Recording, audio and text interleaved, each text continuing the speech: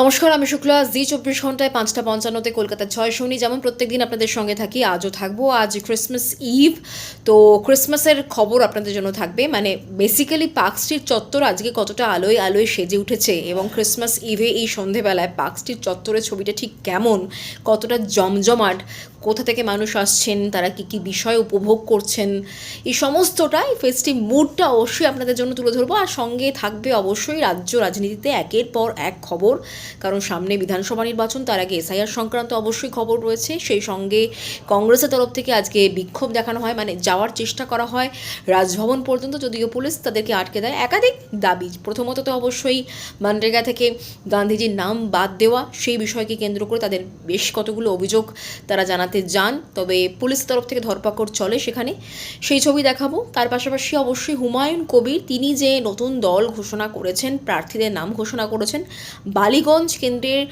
যে প্রার্থীর নাম তিনি ঘোষণা করেছেন তাকে নিয়ে এই মুহূর্তে হুমায়ুন কবির যথেষ্ট বিড়ম্বনায়।